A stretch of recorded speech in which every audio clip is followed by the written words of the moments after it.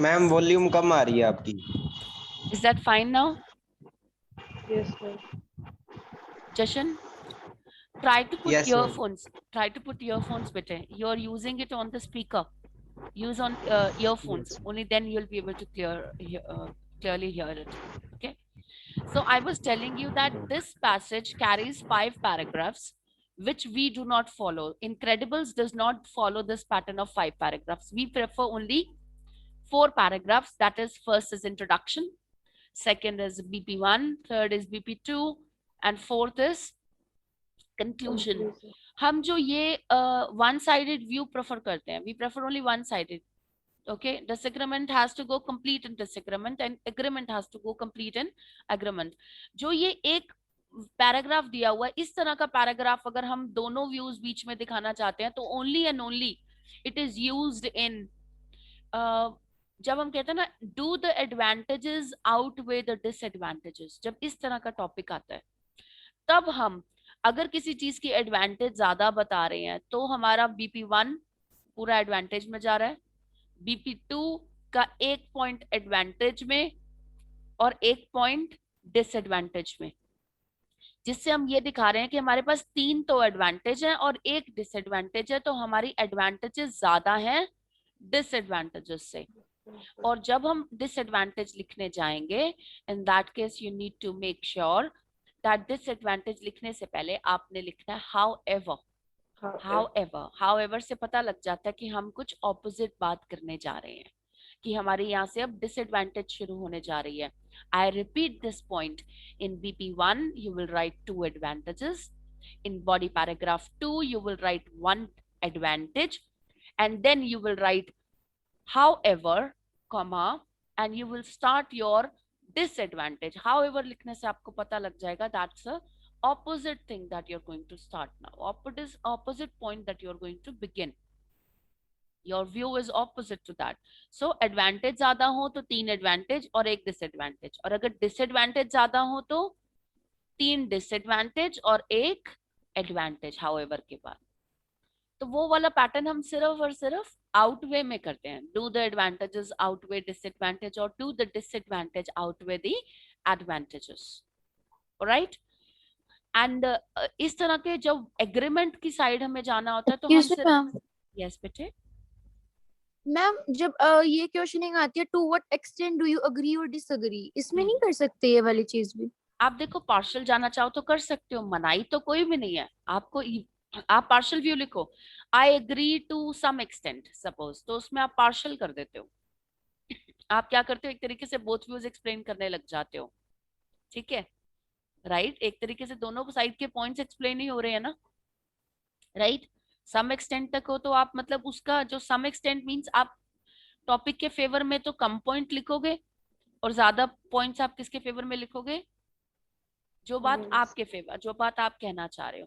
लेकिन उसमें भी मैं बच्चों को बोलती हूँ टू व्हाट एक्सटेंट अगर आपने लिखना है तो आप सीधा बोल सकते हो आई कंप्लीटली अग्री और आई कंप्लीटली डिसएग्री। उसने तो एक्सटेंट पूछी है ना आपसे, किस हद तक, तो हद की कोई लिमिट तो नहीं है। आप 80% भी एग्री कर सकते हो, आप 50% भी कर सकते हो, आप 30% भी कर सकते हो और आप 100% भी कर सकते हो। Am I clear? तो फिर मैम इस हिसाब से तो हम मतलब दोनों व्यूज लिख सकते हैं, पहले अग्री का भी कर सकते हैं फिर डिसएग्री का भी कर और सकते करना हैं, क्यों, वाई और कंक्लूजन में बता सकते हैं या फिर थीसिस में बता सकते हैं।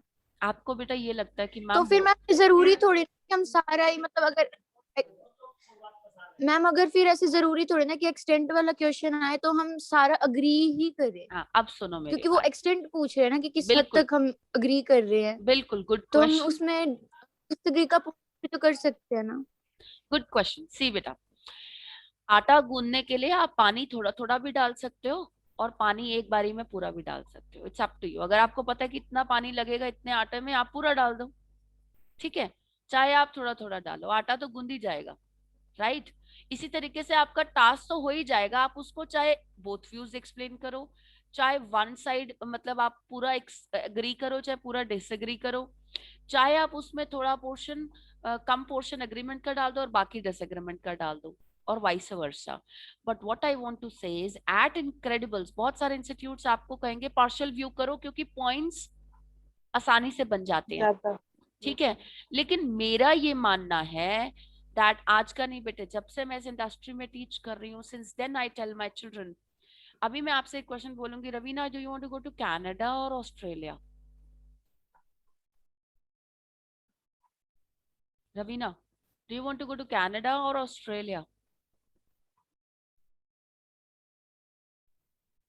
Raveena, can I hear you please?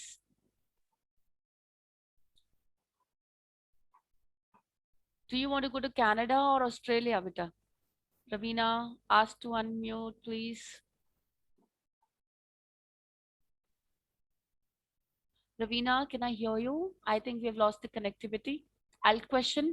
I'm speaking this over here once. You can check it in the recording section, or if you get back, you can re-question me. All right. See, beta, if I ask you if you want to go to Canada or Australia, the moment you're very clear, if you say, no, ma'am, I want to go to Canada because this has Yes, these ma'am. features. Okay, Ravina, you're back. Very good. अगर मैं आपसे बोलती हूँ Raveena, Canada और Australia, where do you want to go?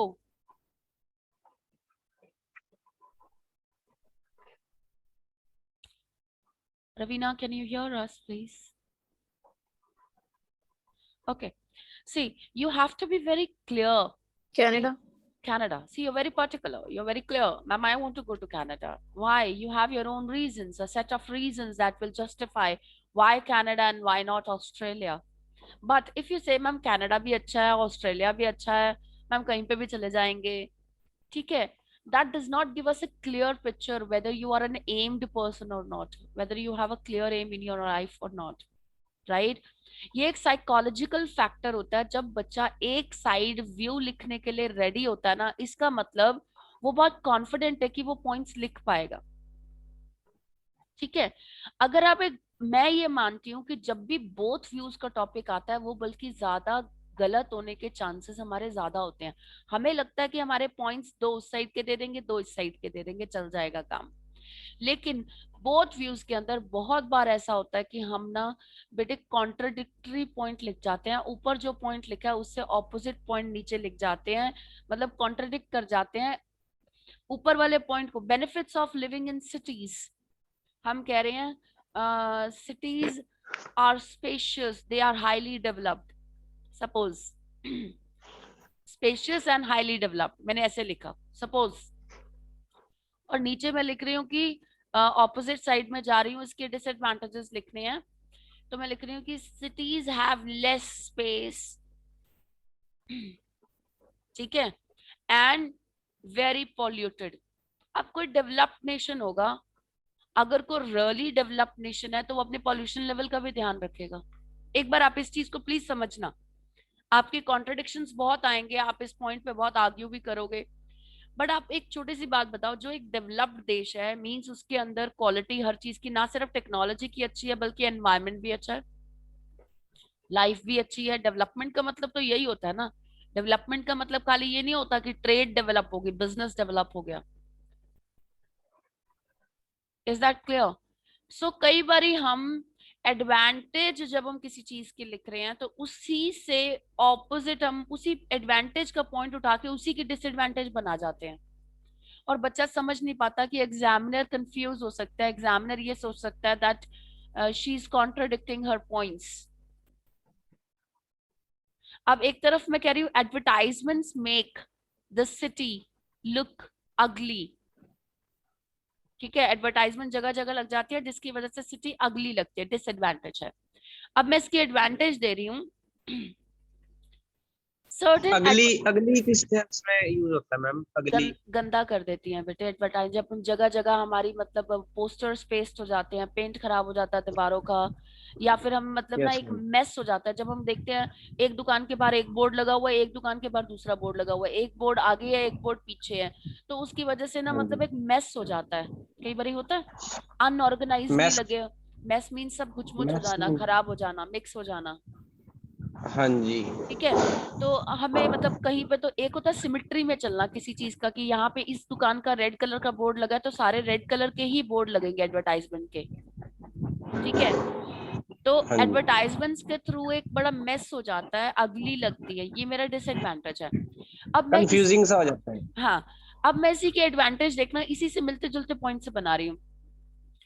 advertisements help in beautifying the image of the product in the minds of the consumers. अब जो consumers उस product को परचेज करने वाले हैं, उनके माइंड में इमेज ब्यूटीफाई बन के आ जाती है. अब देखो, मैंने अपनी तरफ से तो उसको पॉजिटिव बनाया कि देखो एडवर्टाइजमेंट के जरिए तो हम मतलब उनके माइंड में अपने प्रोडक्ट की क्वालिटी बढ़ा सकते हैं, उसको सुंदर दिखा सकते हैं, हमारा प्रोडक्ट बहुत अच्छा है जी, आप यूज करो. किसके जरिए होता है ये? एडवर्टाइजमेंट के जरिए. अब एक तरफ हम कह रहे हैं वो अगली दिखाती है और एक तरफ हम कह रहे हैं वो ब्यूटी दिखाती है. वो ये नहीं देखेगा कि अगली किस सेंस में कह रहे हैं और ब्यूटीफाई किस सेंस में कह रहे हैं, लेकिन वो ये देखेगा एक तरफ तो वो कह रहा है अगली बना रहे हैं, एक तरफ वो कह रहा है ब्यूटीफाई कर रही है. एडवांटेज में, डिसएडवांटेज में अगली और एडवांटेज में ब्यूटीफाई. दोनों बातें एक दूसरे से कॉन्ट्रडिक्ट कर रही हैं,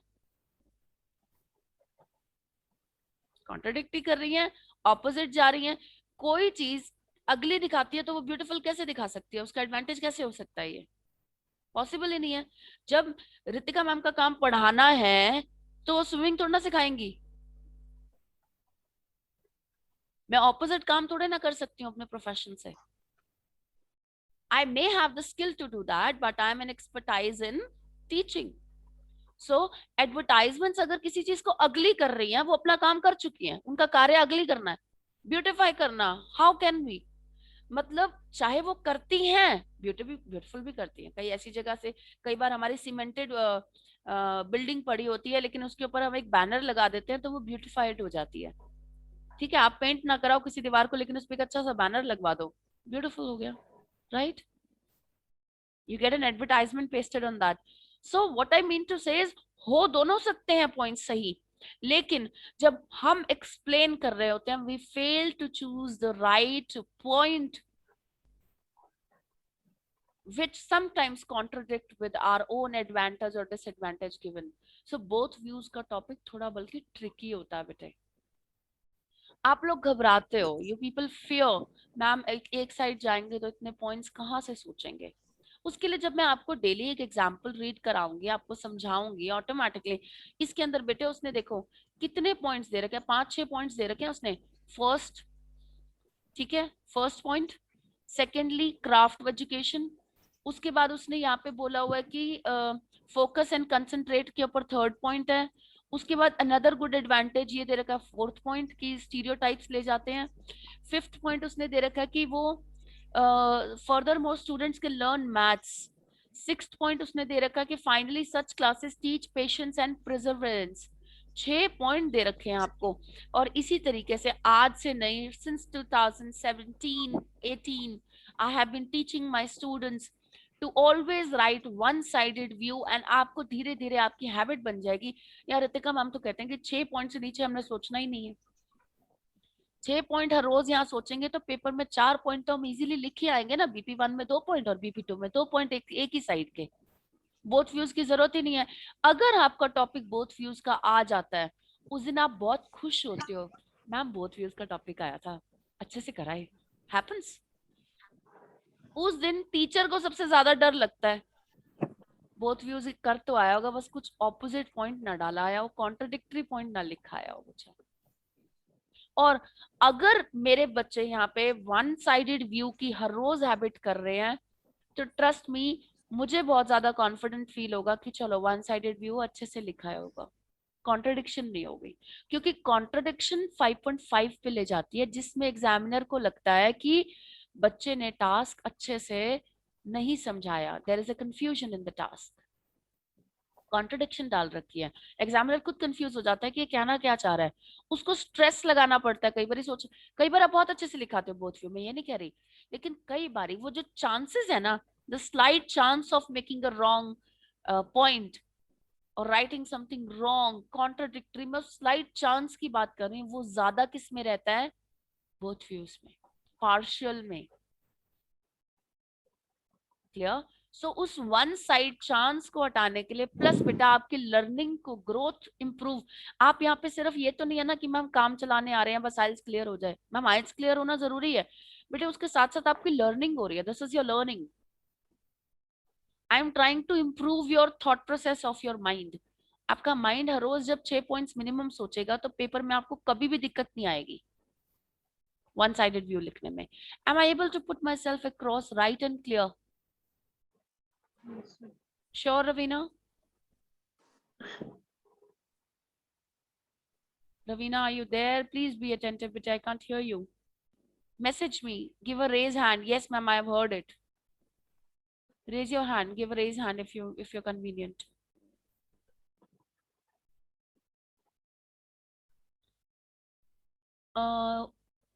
Somebody has asked me, ma'am, what is the name of the topic? Could you please tell me 8F2C 86AF name, please? Your name, please.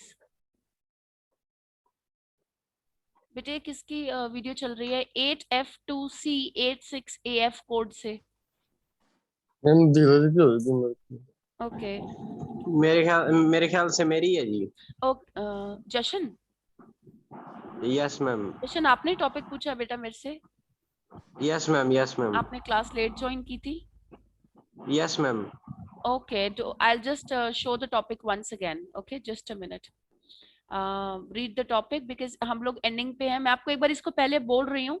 The topic is क्या हमें स्कूल सिर्फ academic qualification और paper pass करने के लिए जाना चाहिए या फिर हमें वहाँ पे cooking classes, skill based classes, art and craft classes भी सीखनी चाहिए. I'll be slow now. Okay. Students should go to the schools students should seek only academic qualification. उनको सिर्फ academic qualification ही स्कूल से लेनी चाहिए और एग्जाम पास करने चाहिए. लेकिन मैम आवाज नहीं आ रही.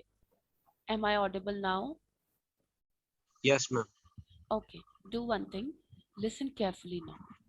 स्कूल्स में बच्चों को सिर्फ एकेडमिक क्वालिफिकेशन यानी पढ़ाई और एकेडमिक क्वालिफिकेशन और एग्जाम्स पास करने के लिए ही मतलब स्कूल्स में सिर्फ यही फैसिलिटी अवेलेबल होनी चाहिए. हाँ जी। स्कूल्स में स्किल बेस्ड एजुकेशन का कोई रोल नहीं होना चाहिए. वो हमें फैमिली से ही सीखना चाहिए. ठीक है.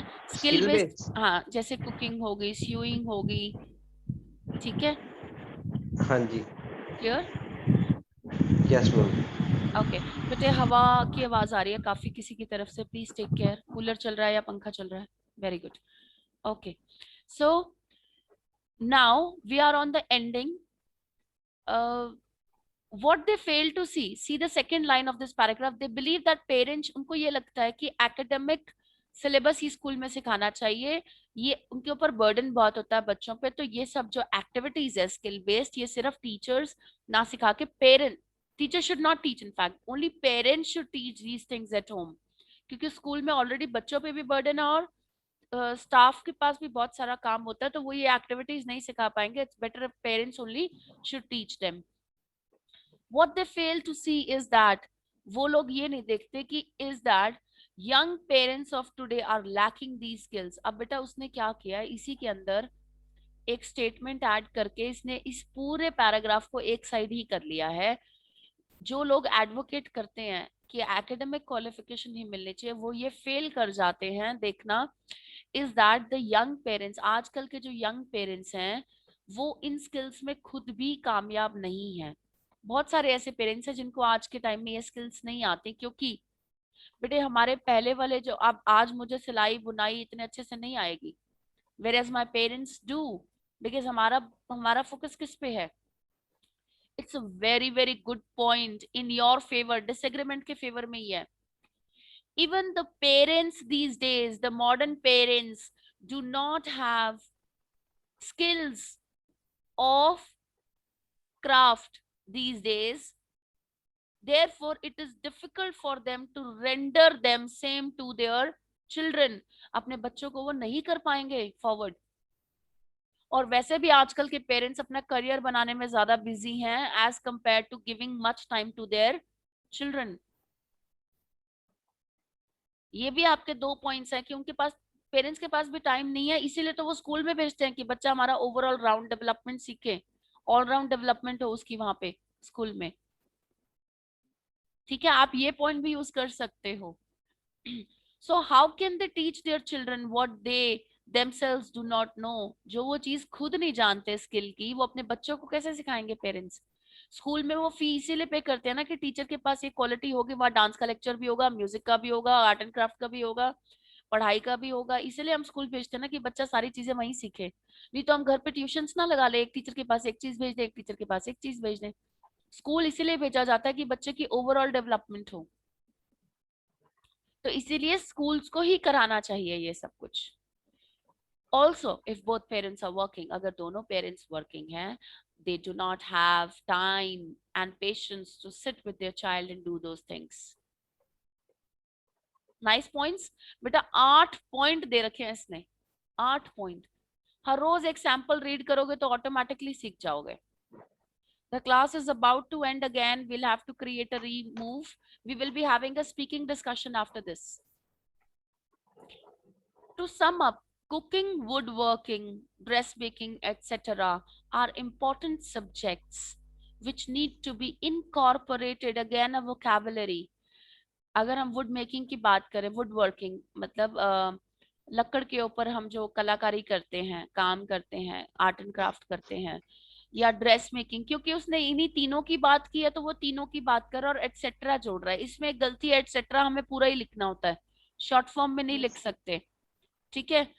और इसने यहाँ पे एक ऊपर वाली लाइन में एक बात और बोली थी कि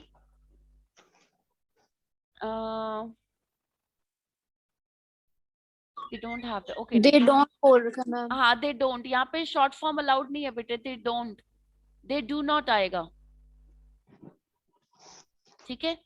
तो these skills are important subjects which need to be incorporated, means include किए जाने चाहिए at younger age in the school itself. Children need to see the practical applications of their education. जो वो स्कूल में सीख रहे हैं उसको practically implication करके, apply करके भी दिखाना चाहिए schools में ही. These skills cannot be taught at home. ये skills घर पे नहीं सिखाई जा सकते. ठीक है, clear? यहाँ पे कैन नॉट की बजाय शुड नॉट भी कर दो आप. सिखाई तो जा सकती है अगर इच्छा करे पेरेंट्स तो, बट यहाँ पे आप शुड नॉट करो कि नहीं सिखानी, मतलब ये सिखानी. these skills should not be taught at home की बजाय आप सीधा लिख दो therefore these skills should be taught at school. ये बेटर है. मैम कैन नॉट की जगह मे नॉट नहीं कर सकते? may not be taught, हाँ मे कर देते हो तो बिल्कुल ठीक हो जाएगा. Very nice Raveena. अगर आप मे कर देते हो कि चांसेस है कि ये स्किल्स घर पे नहीं सिखाई जा सकती. अगर हम कैन नॉट कहते हैं ना तो ये आंसर बिल्कुल यहाँ पे गलत हो रहा है. स्टेटमेंट नहीं सिखाई जा सकती, क्यों नहीं सिखाई जा सकती? मैं सिखा सकती हूँ अपने बच्चे को, आई कैन ट्राई. मैं उसे खुद सीख के भी सिखा सकती हूँ, राइट? तो मे नॉट बी, चांसेस है कि नहीं सिखाई जा सकती. That will be an appropriate word over here. May, can, could, shall, should, may, might, need to, ought to, will, would, dare to. ये सब क्या है? मोडाल है. अगर आप 4 मोडाल अपने मिनिमम एक पैसेज में लिख रहे हो, you will get a 6.5 plus to a 7 easily. इसमें जीरो का भी बहुत यूज हुआ है ना? Yes, इसमें gerund का बहुत ज्यादा यूज हुआ है बट बहुत जगह. If you start quoting me, start quoting it up.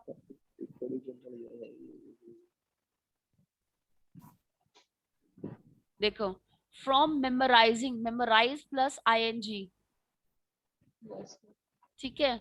then ing इसमें भी regurgitate plus ing, verb plus ing, first form of verb plus ing means a gerund. अगर आपका gerund, अगर आपके modals, prepositions, collocations, इसमें collocations use कम की हुई है. वैसे collocation होता है जैसे 2 वर्ड को मिला के आपका एक अच्छा मीनिंग बन रहा हो, जैसे highly influential, highly influential, most effective, most लगा दिया आगे, put forth आगे रखना, सामने रखना, put forth.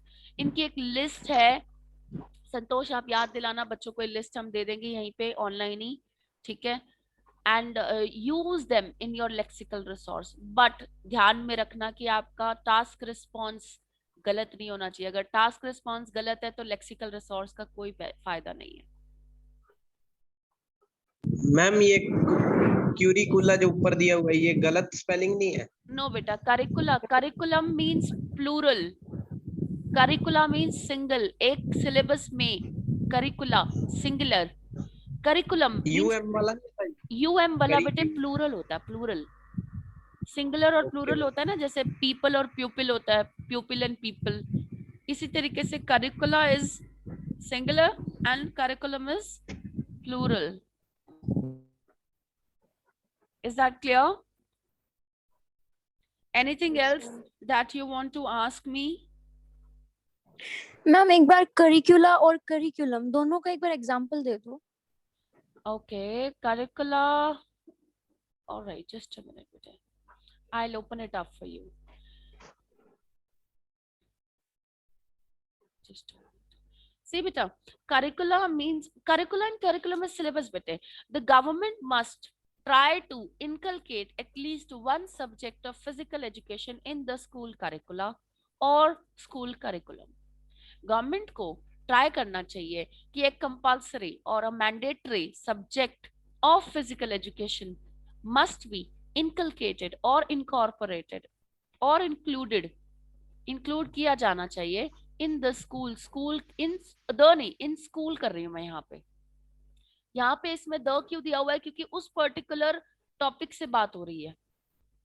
In school curriculum और करिकुला, स्कूल के सिलेबस में या स्कूल के करिकुलम में छोटे होते से एक फिजिकल एजुकेशन का सब्जेक्ट होना चाहिए, हेल्थ एंड न्यूट्रिशन का सब्जेक्ट होना चाहिए, ताकि बच्चों को अपनी सेहत के प्रति ध्यान दें वो हमेशा थ्रू आउट देयर लाइफ। या एक सब्जेक्ट डिसिप्लिन का होना चाहिए एज अ कंपल्शन, ताकि बच्चे मोरल वैल्यूज को सीखें, डिसिप्लिन को सीखें। मैम अब जैसे कि करिकुला आप कह रहे हो कि सिंगुलर है और करिकुलम आप कह रहे हो प्लूरल है, तो अगर हम करिकुला की जगह करिकुलम यूज कर देते हैं, मतलब दोनों का यूसेज वाइस वर्सा कर देते हैं, तो इनके ये सिंगुलर प्लूरल का ये जो रोल है ये कोई लाइक मायने तो नहीं रखता? मायने नहीं रखता बेटे, इसने सिर्फ इसको इसलिए यूज किया है कि वो उसको उसमें यूज कर सके, कहते हैं ना एक वर्ड की वैरायटी बना सके। जैसे अब अगर मैं बोलूं ब्यूटीफुल, मैं ब्यूटीफुल को ही मैं दोबारा यूज करना चाहती हूँ, लेकिन मैं उसकी फॉर्म चेंज कर दूंगी ब्यूटीफुली। तो अब हर कोई करिकुलम यूज करता है, उसने उसको करिकुला कर दिया। क्यों? अगर करिकुलम कॉमन वर्ड है तो करिकुला अनकॉमन वर्ड है, हर कोई इजीली यूज नहीं करता। Uncommon vocabulary counts marks above 7+ में। अगर आप एक 9 बैंड का स्कोर चाहते हो, ठीक है, तो आपको उसमें जैसे I got the last score that I got was in 8.5, ठीक है, अभी जो 10th वाले एग्जाम में। तो 8.5 अगर आपको स्कोर करना है, you need to use at least an uncommon vocabulary range of around 5 to 6 words minimum. Minimum 5 से, मिनिमम और maximum you can say 5 to 6 uncommon words जो इजीली हर बच्चा यूज नहीं करता, जो ट्रेनर्स ज्यादा यूज करते हैं। लाइक ट्रेनर्स अपने बच्चों के सामने नहीं, अपने लिए यूज करते हैं सपोज, ठीक है, एन एक्सपर्ट लेवल। 7 बैंड और 9 बैंड के बीच में फर्क जो रह जाता है वो वोकैबुलरी और लेक्सिकल रिसोर्स को और प्रिसाइज कितना लिख सकते हैं हम, टू द पॉइंट, सिर्फ वही फर्क है। राइटिंग के अंदर crossing a range of 7 is not easy.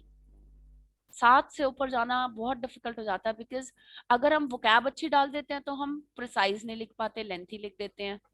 अगर हम प्रिसाइज नहीं लिख रहे तो हम 7 से ऊपर जा ही नहीं सकते, ठीक है। तो कनेक्टर्स हम वोकैब अच्छी डाल रहे हैं तो कई बार कनेक्टर पूरे नहीं कर पाते, कई बार हम लेक्सिकल रिसोर्स पूरा नहीं कर पाते।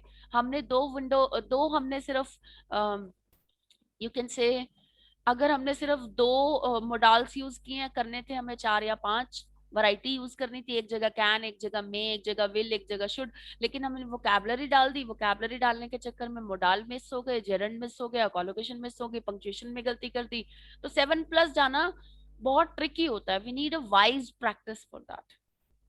Getting the role now. So उसमें मुझे ly वाले वर्ड, प्रीफिक्स, सफिक्स लगाने होते हैं, तो एक वर्ड की फॉर्म चेंज करनी होती है, जैसे ब्यूटीफुल का ब्यूटीफुली, स्विम का स्विमिंग, स्विमर, स्वैम। स्वैम तो बहुत कम यूज होगा क्योंकि पास्ट फॉर्म अलाउड नहीं होती इसमें, बहुत कम, ठीक है। देन अब जैसे हैज, हैव, हैड के सेंटेंस एक यूज कर लिए, बहुत कुछ हो जाता है मैम, बहुत इतना कुछ क्या बेटे। करें। 7 से ऊपर जाना मुश्किल है। बेटे 6 बैंड लाना, ग्रामर और टास्क अचीवमेंट पूरी कर लो, कुछ भी नहीं है, ठीक है। कुछ ना कुछ रह ही जाता है। हाँ, बट बेटे फिर भी मैं धीरे धीरे आप अब कॉमन क्लास के थ्रू सभी बच्चे सीख रहे हैं इन चीजों को, सबको मौका मिलता है। अदरवाइज जो अच्छा कैंडिडेट होता है उसी को हम ये चीजें बताते हैं कि आप, क्योंकि वो हमारे एफर्ट्स काम आते हैं, राइट। तो अब बच्चा कई बार कंफ्यूज हो जाता है, मैम 6 बैंड का करा दो जी, आगे का तो क्या करना है, 6 तो आ जाए पहले। ऐसे बच्चे भी होते हैं, बच्चों को फिक्र होती है। लेकिन आप 6 बैंड्स के लिए आपको अपना माइंड प्रोसेस जो है ना, वो नंबर ऑफ आइडियाज पे इंक्रीज करना होगा। You need to think more ideas, और वो भी सही दिशा में। ये नहीं कि आइडिया तो आ रहे हैं मैम, लेकिन वो जा अलग अलग डायरेक्शन में रहे हैं। They have to relate to the topic, you need to be in the focus. There is a circle and you cannot cross that circle. जितने मर्जी आइडिया सोच लो, but